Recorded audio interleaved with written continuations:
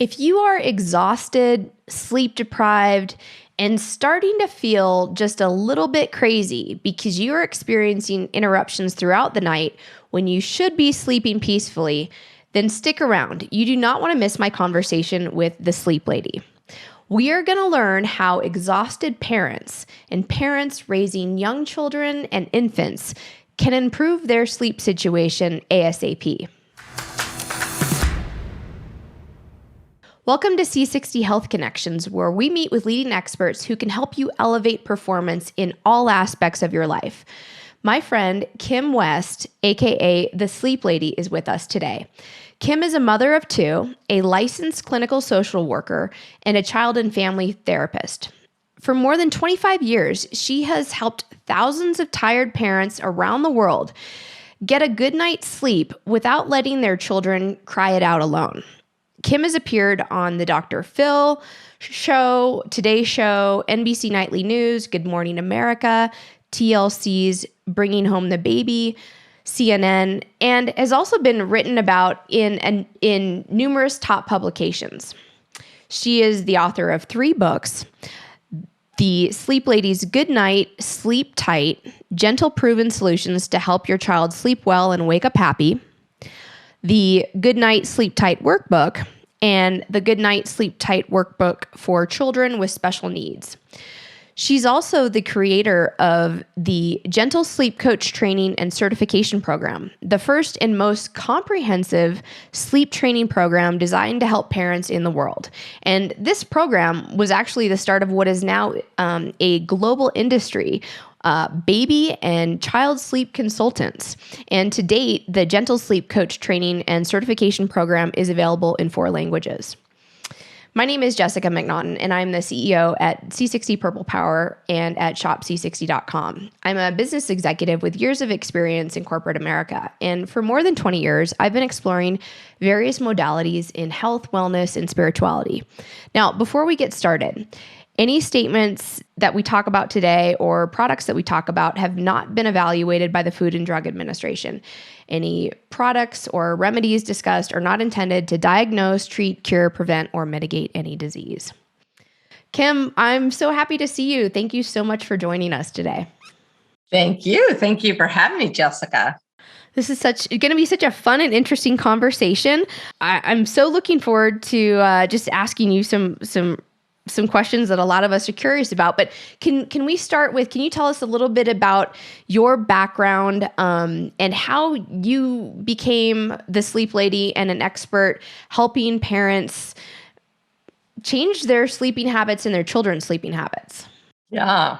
Well, I've now been a clinical social worker, hard to believe, but I'm about to say, for 30 years. And they definitely didn't have any major in college or grad school for this. And what basically happened was I was pregnant with my first child, and my older brother and his wife, but they have 2 boys. I have 2 girls, and both their kids are 6 months older than both of my girls. And so I sort of watched, right? And they had their first child, Tyler, who did not sleep really through the night consistently for 2 years.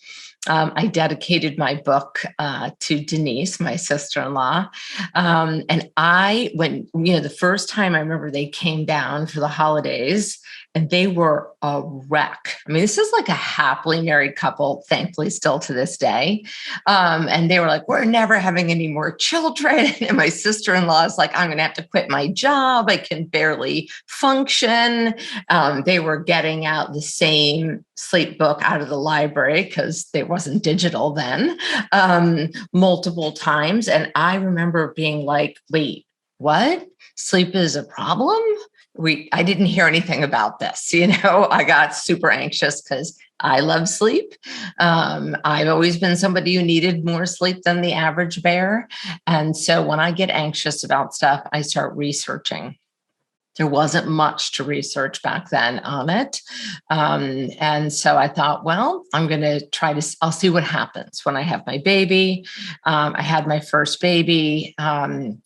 Got some well-intended but bad advice from a lactation consultant, when that I was waking my baby every I don't know, I think she said hour and a half at night to feed her, and that she had blamed the fact that my baby had jaundice on me and that I was allowing her to sleep too much. And of course, as this new mom, I was like, that's not the best thing to hear, and totally upset me. And so I followed her advice, including waking her up every hour and a half, stripping her down, putting a cold washcloth on her back, the poor little thing. And she would go like, ugh, and then latch on and then fall right back to sleep. Oh my God. So after a couple of nights of this, and I'm not even joking, I was hallucinating that she was in my bed, that she was going to get rolled over on. One of the nights I was in another room with her, and so that her dad could get some sleep. And I had tried to wake her to feed her. I think it was like 2.5, maybe 3 hours I had been trying. And she's dead asleep, naked, except her little diaper. There's my cat against her, purring and asleep, and I'm just like crying. And I decided that I was going to do things a little differently. I didn't have it all figured out yet. I needed some sleep. But over the course then of the next, months, I started to create a little bit more structure and framework. I started to really focus on attachment and my baby and her needs and cues and figuring it out. Because that's the other thing. Like, I don't know about the rest of your listeners, but I kind of thought like you have a baby and all of a sudden you should know all this stuff, Mm-hmm. and of course you don't, and every baby's different. And so slowly over time, as she was old enough, I got her sleeping well and on sort of like a schedule. I know that was like faux pas to say back then. It kind of is a little bit still now to this day. And I did not let her cry it out. And so then I started helping my friends and my friends of my friends. And it all kind of grew from there. And I was doing it all free on the side from my job. And then I was pregnant with my second one. And my sister-in-law said, Kim, you need to add this to your practice. And so I said, well, I want to wait until I had my second one, because maybe I was lucky and maybe all these people I'm helping, I'm fine tuning. I'm a little bit of a perfectionist. And so I had my second one, unfortunately, a few weeks early, had horrible silent reflux. She's turned out to be what I call one of these alert babies and an alert young woman now. And she really taught me how to be a better sleep lady, a better mother, and how to fine tune my gentle method. Because at the time, there was really only cry it out, which meant put your baby in the crib, leave them to cry, and go check on them in increments. And I know that creating a secure attachment is the foundation for emotional health. And I thought, I'm not sure what is my baby learning by me leaving them to cry.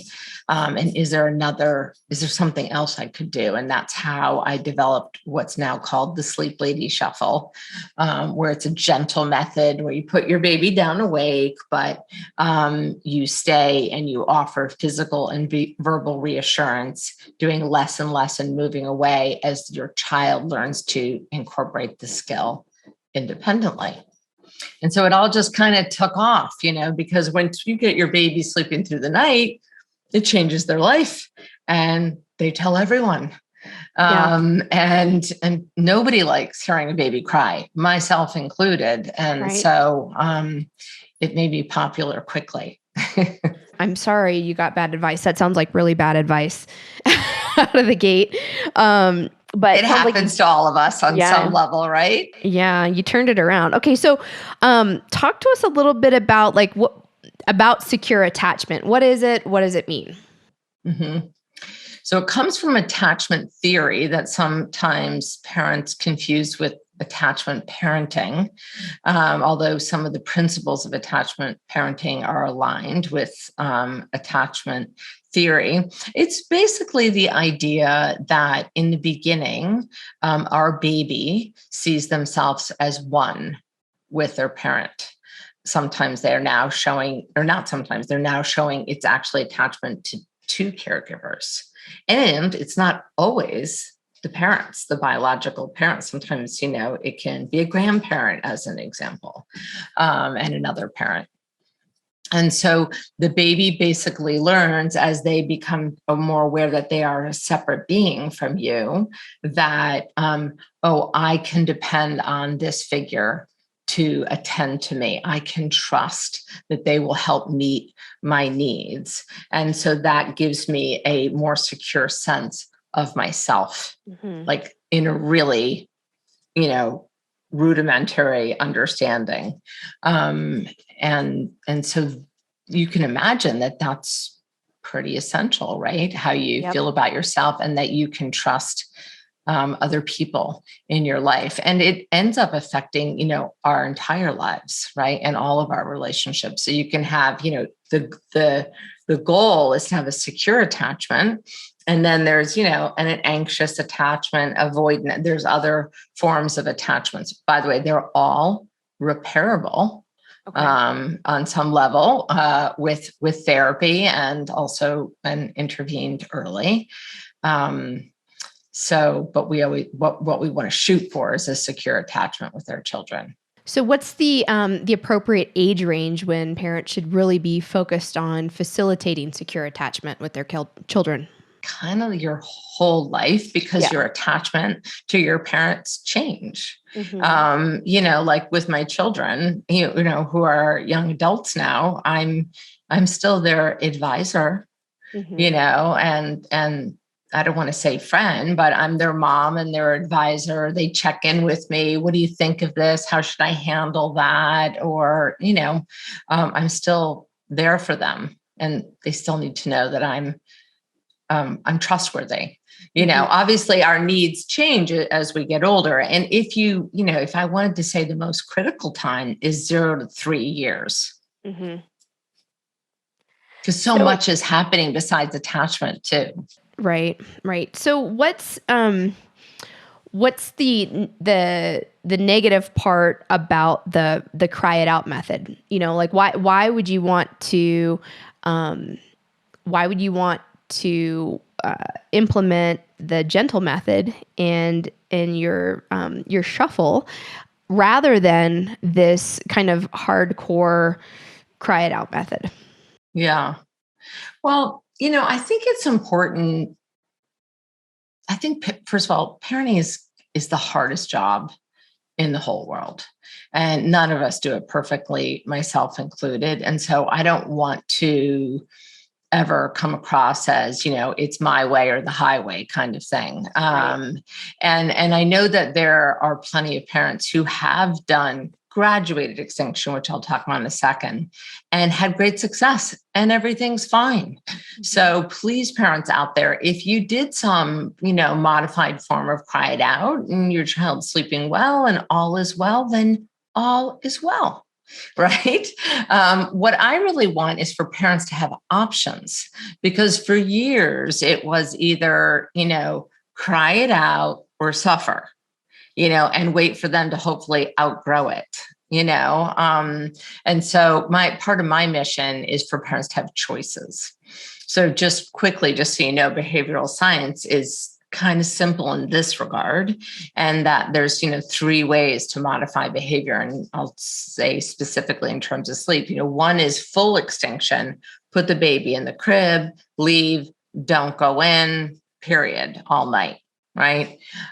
Many people, scientists will say this is the most successful method, mainly because we, the parent, can't mess it up by going in and reinforcing behavior. Right. It's just really hard to do. And some babies and children can cry for a very long time. We all hear about the babies who are like, oh, 5 minutes, and then they slept through the night. Well, yay. We all wish we had one of those babies, but just in case you didn't, you might want to know that there's some other options, right? So there's extinction. Then there's graduated extinction, which is put the baby awake in the crib, leave, but you can go and check on them in timed increments, 5 minutes, 10 minutes, 15 minutes, and you can really tweak this one. Like maybe you say, oh, when I go check on them, I can pick them up, or I can touch them, or I can talk to them and reassure them. Other people will say, no, you don't do that, at all. So again, I'm always like, do what your gut and your intuition tells you, parents, right? And you can't hurt anything by going in, checking on them, reassuring them, even just, quick touch, pick them up if they're really upset, right? So the idea is that you're going in saying, I hear you, honey, but I'm not going to put you to sleep. So you're reassuring them and then you're leaving again. The other method, which is what my method falls under, is called fading, but I like to not get it confused with bedtime fading, which is a different approach when you have an older child with a very late bedtime. So I call it parental fading, which means that you put your baby in or child in awake and aware, and then you stay offering physical and verbal reassurance, doing less and less as you move away. So basically, you do less and less as your child incorporates the skill. So I usually tell parents, like if they're, sometimes I'll get one parent who's like, I want to go fast. I heard, graduated extinction is the way to go. In the United States, by the way, it's called Ferberizing your baby. I try not to call it that because Dr. Ferber hates that his name was turned into a verb, which I can respect that. A lot of parts of the world also call it controlled crying, which is funny because you're not really controlling the crying, you're controlling the parent from going in too much. So if you want to go that route, just know that the faster you go in sleep training, the more tears you'll have, right? So you kind of have to decide as a parent what, feels like the right match for me, what feels the right match for my baby's temperament, and what works for, my parenting philosophy, my family, and what can I follow through with consistently. So parents, if you're out there and listening to this saying, I'm going to try the cried out thing, it worked really well for my neighbor, go for it. Always start at bedtime after a great day of naps, I would tell you. And then I want you to have a backup plan that if your baby cries more than you feel comfortable with, and by the way, you get to decide what that is. Nobody else can tell you that. You just feel like this is breaking my heart, and you start getting that negative thoughts that we have as parents. Then go in and do the shuffle. Do a more gentler approach. It's okay. You're not going to ruin anything. And I have you move out every 3 nights, so you don't have to worry about being stuck in the room. A lot of parents are afraid of that too. So again, I just want you to have options, no judgment about what you choose. The goal is for happy and healthy family well-being. And I want the whole family included. That's good. That's good. Okay, so can we talk a little bit about the Sleep Lady Shuffle and the gentle method? What does it entail? So I always have, so it's for babies 6 months and older and children in beds. So all the way up to 6 years of age, my book covers. My next book will be on newborns, but we'll use much more modified baby-led sort of sleep coaching in the younger years or younger months. So real couple things. I feel like the shuffle, no, I don't feel like, I have found over the years that the shuffle is really best for a couple of age groups or a couple of groupings, if you will. This is where I do feel like I would start here. One is any children with special needs, any children, and when I say children, I'm including babies, of course, that are adopted and not at birth, when you have to focus on creating that secure attachment before you start doing sleep training. And also babies 4 and 5 months, if you're going to do any kind of gentle sleep coaching. And then the last group are children in beds. because children in beds can get out of their bed and get out of the room. And so what a lot of parents will do if you're doing the cry it out is if they don't lock the door, which usually creates a lot of anxiety, crying, sometimes dismantling things in the room, the parent will say, no, I'm not going to do that. I'm going to return them to the room. And they end up returning them. I've had parents return them like 30 times a night. And eventually somebody loses their patience. And it's like, just stay in your bed, and closing the door, which creates all kind of stress and anxiety. So that group I absolutely find is much more successful doing a gentler method like the shuffle. So the shuffle, in a nutshell, is that you put your baby, let's just use a baby in a crib, awake and aware after a soothing bedtime routine that's age appropriate. Usually that's like 7, maybe somewhere between 7 and 8 p.m. after a great day of naps so that they're well rested and not heading into bedtime overtired.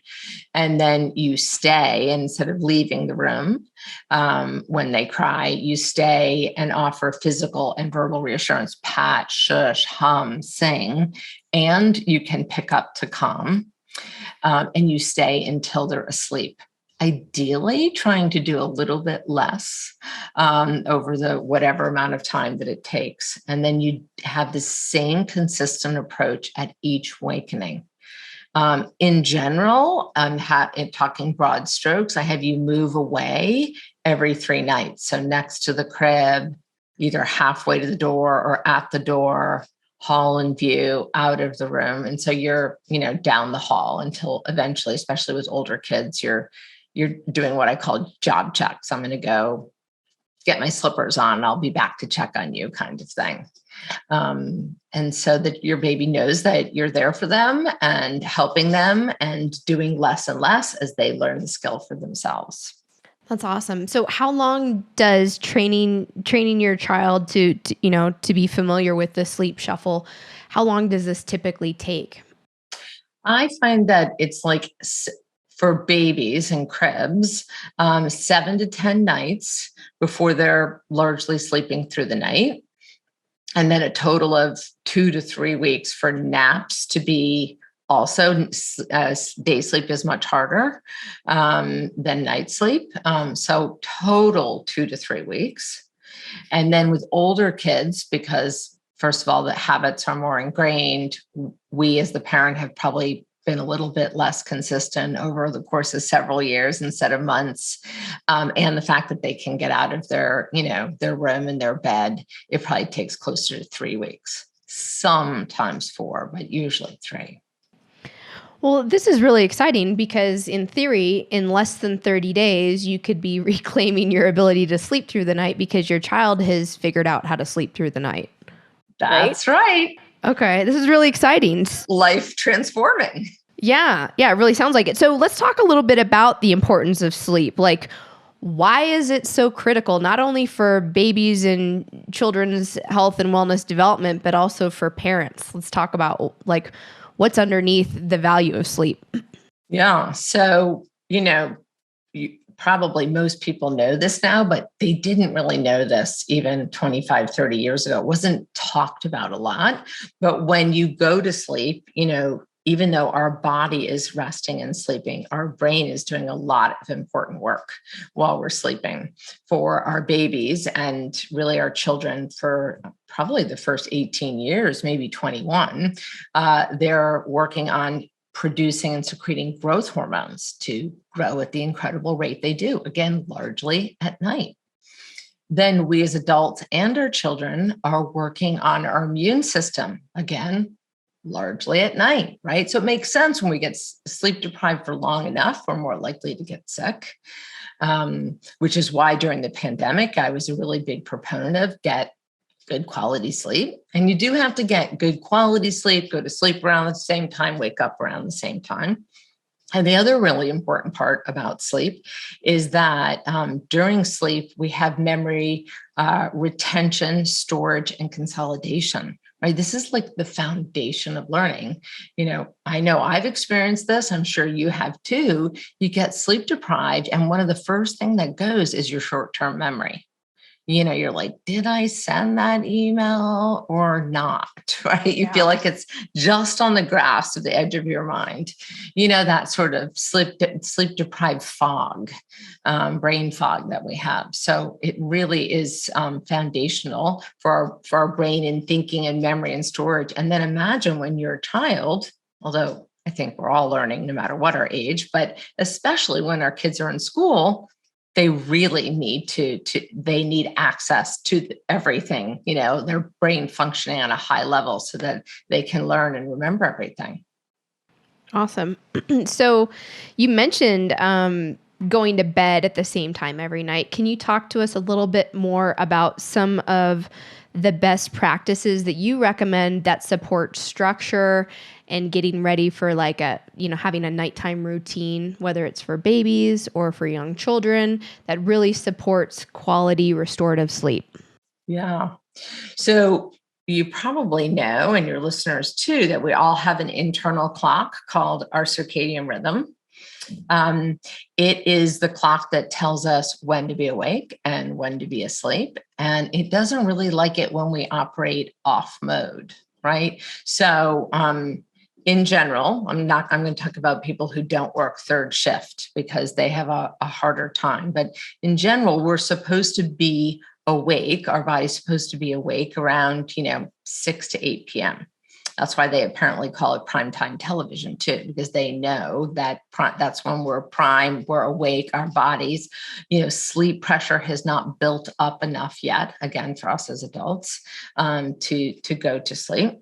And so the body wants us to go to sleep around the same time and wake up around the same time because of this circadian rhythm. So if we operate off mode, like I'm going to stay up really late because I'm in college and I'm studying for an exam. I'm going to stay up till, 2 a.m.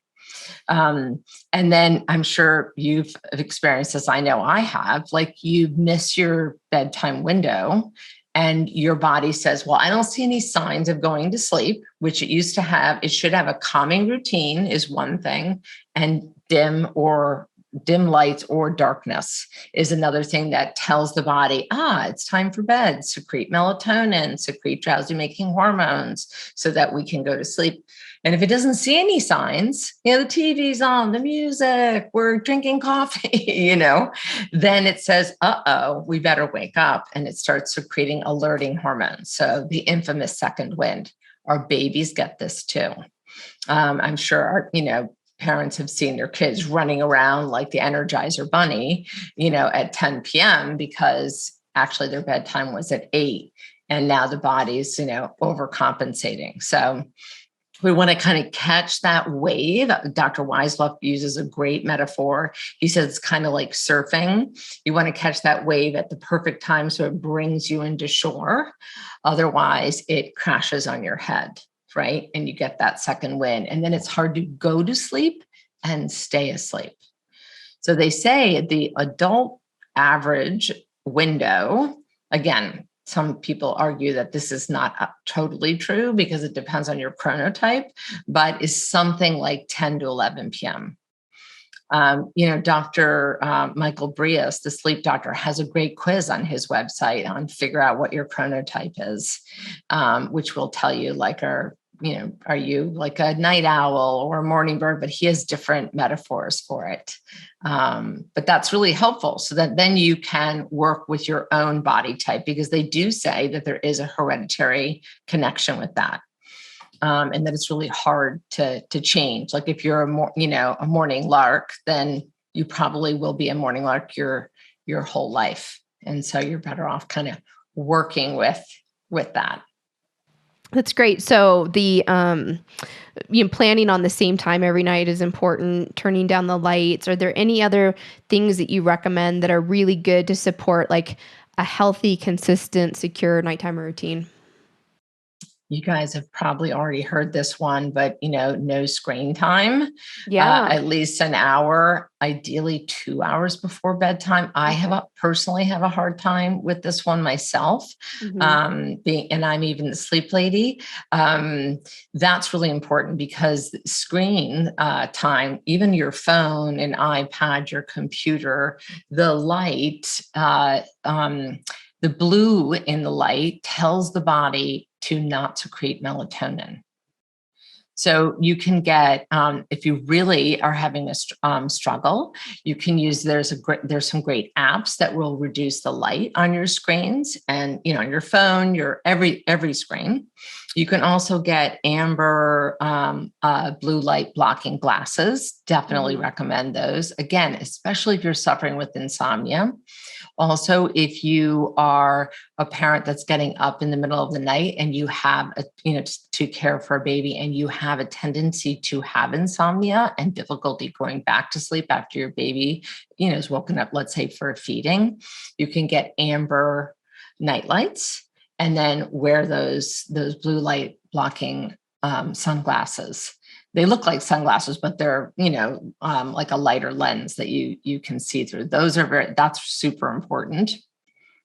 Let's see. The other thing, and I love this, is they say that the activities you should do before bedtime should be things that are like piddling.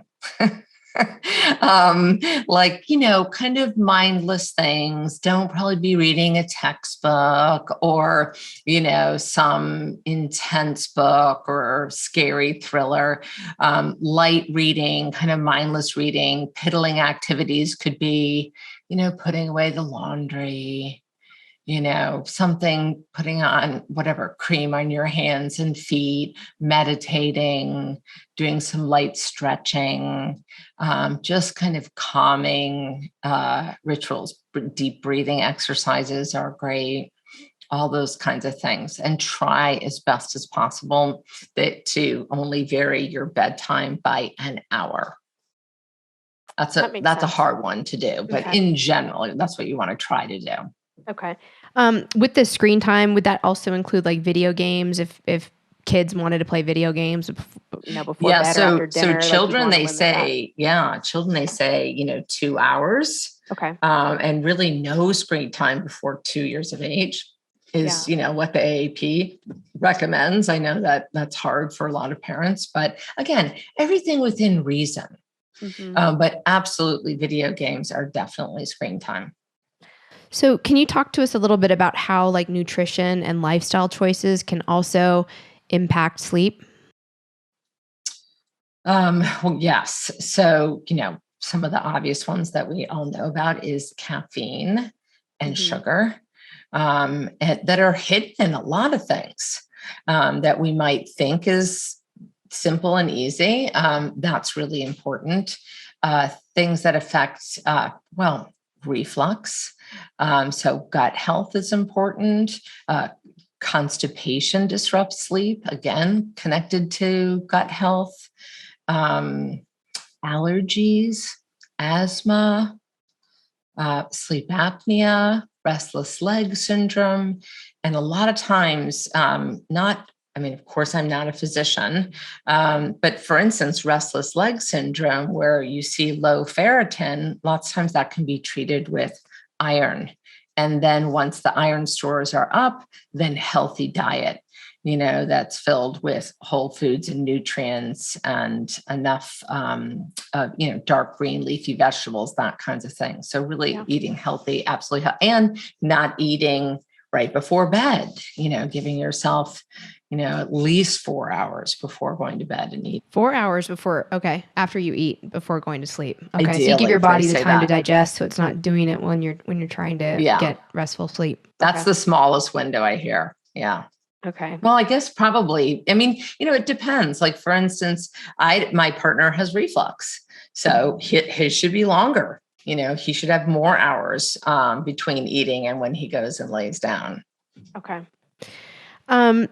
What are the first kind of steps that you recommend when parents come to you and they're stressed out and they're children or their baby isn't sleeping through the night, can you take us on a little bit of journey, kind of, steps 1 through 3? What do you need to do kind of ASAP to start to help train your baby or your child to sleep through the night? Mhm. The first thing I would say would be to get the green light from your pediatrician. Because as we just mentioned, there can be medical conditions that make it harder for your baby to go to sleep and stay asleep. And, if your baby's, let's say, experiencing pain from reflux and they're crying, and crying can make reflux worse, we don't want to be sleep training and not knowing why they're crying. Are they crying because they're learning a new skill and they're frustrated and they don't know how to do it? Or are they crying because they're literally refluxing and it's burning in their throat, in their esophagus? So get the green light. Also, ask your pediatrician, given my baby's age, weight, and health and what they're eating, do they need a feeding during the night? So that you sort of, as I say, dot your I's and cross your T's, that you're ready to go. We always, always start our sleep plan or create our sleep plan during the day, when we have hopefully most of our faculties about us, after a great day of naps, any way you can get it. So if you need to rock your child to sleep for naps, then rock them to sleep for their nap, and get to that age appropriate bedtime, so that they're well rested. And this is where we start sleep coaching. So one of the biggest issues maybe that I see is parents putting their kids to bed too late. Sometimes it's because they're tired of the struggle. And so they just wait until they're really exhausted and they do whatever it takes. So I feed them, I rock them, I walk them, I lay down with them, I do whatever. And so one of the first things I'll do is let's look at your log and do you see a typical bedtime window? I like to use the example, you have a 2-year-old. And the average 2-year-old needs, on average, again, all about averages here, 11 hours at night and 2 hours during the day. There's a wiggle room of a total of an hour. So let's say your 2-year-old, because you have to drop them off at daycare, has to be awake at 7 a.m. That means that they should be asleep by 8 p.m.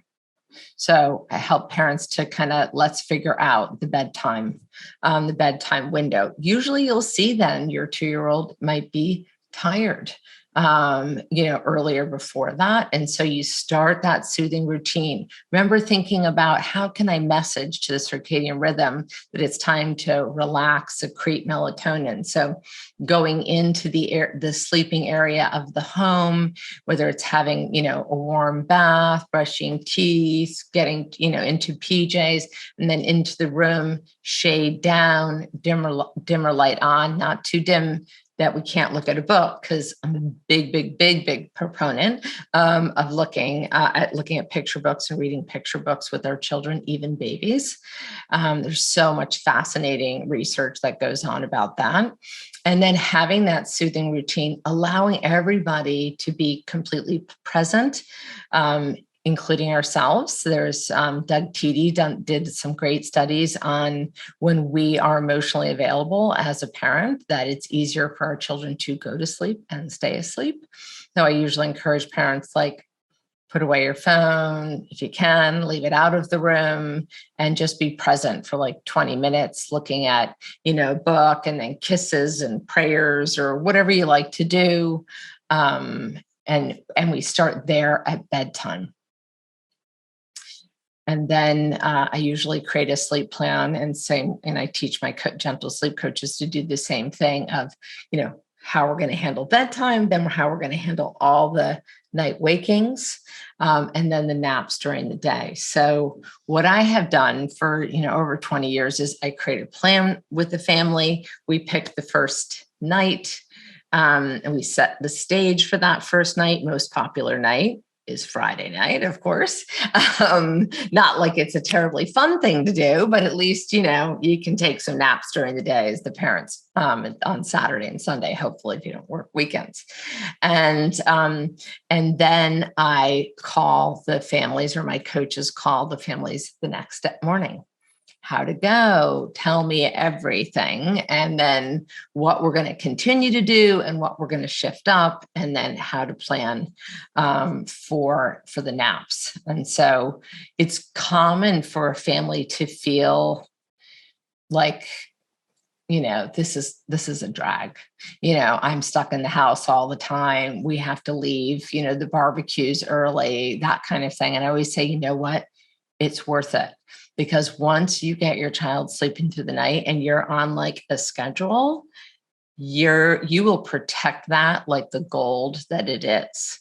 Always, always, always, I see that. And lots of times we as parents have to experiment and see if it's really true. Like I've had parents who are like, oh, things are going great. And in their second week, they're like, oh, we decided to go out and do errands and let the baby take a nap in the car. And actually, then we went into Home Depot and then we went to lunch and then we did this. And then all the naps were all fragmented. And then we ended up going to bed later because we swung by my mom's house.